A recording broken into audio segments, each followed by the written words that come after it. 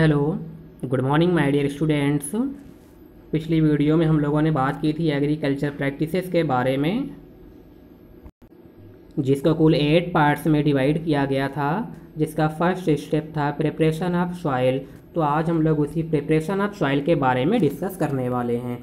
तो यहाँ पर प्रिपरेशन ऑफ सॉइल को भी 3 सब स्टेप्स में डिवाइड किया गया है। First is ploughing, second is levelling and third is manuring.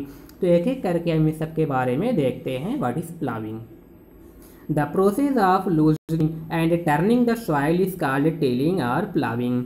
यानी जो फील्ड की सॉइल होती है, इसको लूजनिंग करने की, इसको बिल्कुल ढीली करने की, एंड टर्निंग और इसको उलटने पलटने की प्रोसेस को बोलते हैं प्लाविंग। तो प्लाविंग करने के लिए प्लाऊ की सहायता ली जाती है, यानी प्लाविंग की हेल्प से की जाती है। यदि एक छोटी फील्ड में प्लाविंग करनी होती है तो नॉर्मली बुलक का यूज़ किया जाता है, यानी बैलों का इस्तेमाल किया जाता है। इसके अलावा जब बड़ी फील्ड में हमको प्लाविंग करनी होती है तो इसके लिए ट्रैक्टर का यूज़ किया जाता है। अब प्लाविंग करने से फ़ायदे क्या होते हैं? तो प्लाविंग करने से पूरी फील्ड की मिट्टी क्या होती है, बिल्कुल ढीली हो जाती है।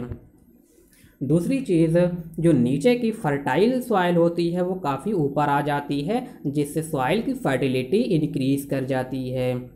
और तीसरी चीज़, जब मिट्टी ढीली हो जाएगी तो उसमें जो भी क्रॉप्स हम ग्रो कराएंगे उनकी रूट्स आसानी से पेनिट्रेट कर पाएंगी मिट्टी में, यानी काफ़ी अंदर की ओर उनकी रूट्स ग्रो कर पाएंगी।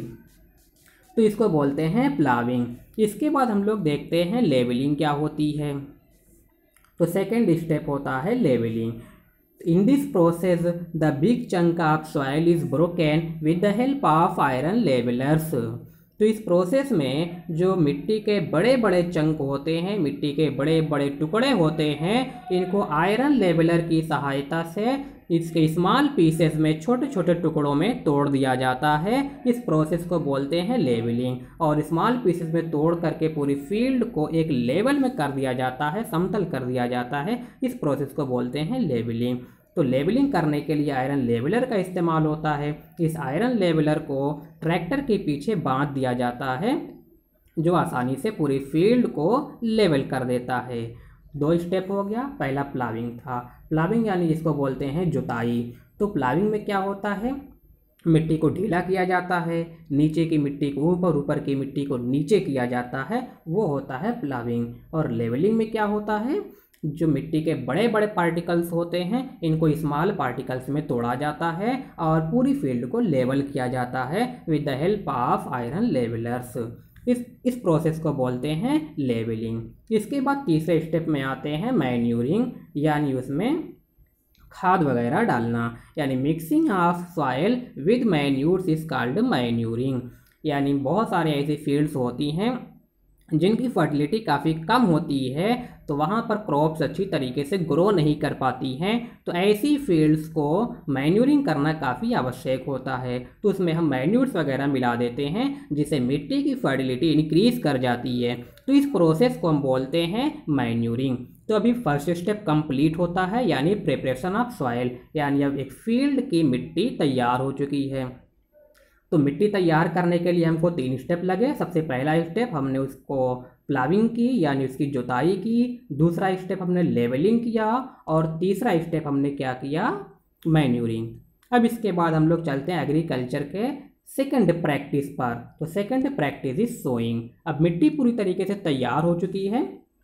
इसके बाद हमको करना क्या है? उसमें बीज की बुआई करना है। इस प्रोसेस को हम सोइंग बोलेंगे, यानी बुआई। The process of putting seeds after the preparation of soil is called sowing। यानी जब मिट्टी बिल्कुल तैयार हो जाती है, उसके बाद सीड को, जिसको हमको पूरी क्रॉप से तैयार करनी है, उसके सीड को हमको मिट्टी में पुट कर देना होता है। तो इस प्रोसेस को हम क्या बोलते हैं? सोइंग बोलते हैं। अब सोइंग की प्रोसेस भी 2 तरीके से हो सकती है। एक तो मनुष्य, अगर छोटी फील्ड है तो मनुष्य अपने हाथों से भी कर सकता है। तो जब मनुष्य अपने हाथों से करता है तब इस प्रोसेस को बोलते हैं ब्रॉडकास्टिंग। यानी the process of sowing seeds by hand is known as broadcasting.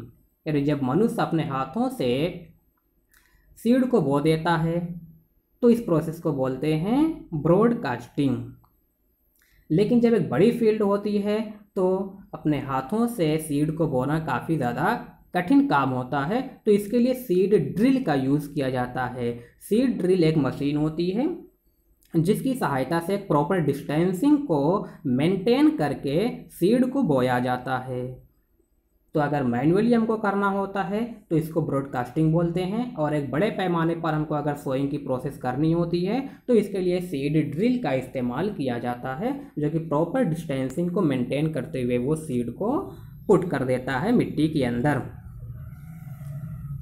इसके बाद हम देखते हैं इससे रिलेटेड एक टर्म है ट्रांसप्लांटेशन। तो ट्रांसप्लांटेशन क्या होता है? तो there are certain crops, rice, tomatoes, that are not directly shown in the field, यानी कुछ ऐसी क्रॉप्स होती हैं जैसे राइस हो गया, टोमेटो हो गया, जिनको डायरेक्टली फील्ड में बोया नहीं जाता है। They are first germinated in the nurseries, इनको सबसे पहले नर्सरीज में बोया जाता है। And then seedlings are transferred into the main field, और जब इनकी सीडिंग हो जाती है, जर्मिनेशन हो जाता है, तो इनकी सीडिंग को फिर मेन फील्ड में ट्रांसफ़र कर दिया जाता है। तो इस प्रोसेस को हम बोलते हैं ट्रांसप्लांटेशन। तो ट्रांसप्लांटेशन क्या होता है? बहुत सारी ऐसी क्रॉप्स होती हैं जिनको डायरेक्टली बड़ी फील्ड में नहीं ग्रो कराया जाता है, इनको छोटी छोटी नर्सरीज के अंदर ग्रो कराते हैं। जब इनकी सीडिंग हो जाती है, जर्मिनेशन हो जाता है, तो उस सीडिंग को वहाँ से निकाल करके फिर बड़ी फील्ड में ट्रांसफ़र कर दिया जाता है। तो इस प्रोसेस को बोलते हैं ट्रांसप्लांटेशन। जैसे कि राइस में हमको काफ़ी ज़्यादा ये देखने को मिलता है। तो अभी 2 स्टेप कंप्लीट हो गए एग्रीकल्चर प्रैक्टिसेस में। सबसे पहला स्टेप था प्रिपरेशन ऑफ सॉइल, यानी मिट्टी तैयार हो गई। फिर दूसरा हमने क्या किया? सोइंग, यानी उसमें हमने सीड को बो दिया। अब तीसरे स्टेप में हम क्या करेंगे? यूजिंग मैन्यूर्स एंड फर्टिलाइज़र, यानी अब उस मिट्टी में हमको मैन्यूर का यूज़ करना है, फर्टिलाइज़र, क्योंकि मिट्टी की फर्टिलिटी काफ़ी कम होती है। उसकी फर्टिलिटी को इंक्रीज करने के लिए हम उस मिट्टी में क्या करेंगे? मैन्यूर्स या फर्टिलाइज़र का यूज़ करते हैं। तो हम देखते हैं मैन्यूर्स क्या होते हैं। Manures are organic substance obtained from the decomposition of dead plant and animal waste. तो जो मैन्यूर्स होते हैं ये ऑर्गेनिक सब्सटेंस होते हैं जो डेड प्लांट और डेड एनिमल वेस्ट के डिकम्पोजिशन से बनते हैं। यानी बहुत सारे प्लांट के पार्ट्स होते हैं, पत्तियां होती हैं, इसके अलावा एनिमल वेस्टेज होते हैं, एनिमल बॉडीज़ होती हैं, माइक्रोब्स होते हैं, ये सब मिट्टी के अंदर रहते हैं। तो जब ये इनकी डेथ हो जाती है, या फिर जो प्लांट बॉडीज़ होती हैं, एनिमल बॉडीज़ होती है, इनकी डेथ हो जाती है, इनका डिकम्पोजिशन हो जाता है, उसी मिट्टी में मिल जाते हैं, तो इस प्रोसेस को इसको बोलते हैं मैन्यूर्स। तो मैन्यूर्स क्या होते हैं? ऑर्गेनिक सब्सटेंसेस होते हैं जो किससे बनते हैं? डेड प्लांट और एनिमल बॉडीज़ के डिकम्पोजिशन से बनते हैं। इसके बाद हम लोग देखते हैं व्हाट इज़ फर्टिलाइज़र। फर्टिलाइज़र क्या होता है? तो fertilisers are compound which supply a specific nutrient to make the soil fertile. तो फर्टिलाइजर्स ऐसे कंपाउंड होते हैं, ऐसे केमिकल्स होते हैं जो किसी एक पर्टिकुलर न्यूट्रिएंट की मात्रा को बढ़ाने के लिए मिट्टी में यूज़ किए जाते हैं। अब जैसे एग्जांपल यहाँ पर है NPK। NPK एक काफ़ी अच्छा फर्टिलाइज़र है। NPK मीन्स होता है नाइट्रोजन, फास्फोरस एंड पोटेशियम। यदि NPK का यूज़ किया जाता है मिट्टी में तो वहाँ की मिट्टी में नाइट्रोजन, फास्फोरस और पोटेशियम की क्वांटिटी इंक्रीज कर जाएगी। तो जो फर्टिलाइज़र हैं वो क्या होते हैं? ये एक तरीके से केमिकल होते हैं जिनको हम लैब के अंदर तैयार करते हैं, और ये न्यूट्रिएंट स्पेसिफिक होते हैं, यानी फील्ड के अंदर जिस न्यूट्रिएंट की कमी होती है उसी का फर्टिलाइज़र यूज़ किया जाता है उस चीज़ को दूर करने के लिए। तो ये मैन्यूर्स एंड फर्टिलाइज़र्स। तो इस वीडियो में एग्रीकल्चर प्रैक्टिसेस के कुल 3 स्टेप्स को हम लोगों ने डिस्कस किया। सबसे पहला स्टेप था प्रिपरेशन ऑफ सॉइल, यानी मिट्टी को तैयार किया गया। फिर दूसरा स्टेप था सोइंग, यानी जिसमें बीज की बुआई की गई। और फिर उसके बाद तीसरा स्टेप था यूजिंग मैन्यूर्स एंड फर्टिलाइजर्स, यानी खाद वगैरह जिसमें मिलाया गया। तो आज के लिए हम यहीं पर रुकेंगे। आप लोग अपनी कॉपी को मेंटेन करिए और जहाँ तक वीडियो आपको भेजा गया है वहाँ तक टॉपिक को आप रिवाइज भी करिए। Thank you, take care, stay home, stay safe. Thank you.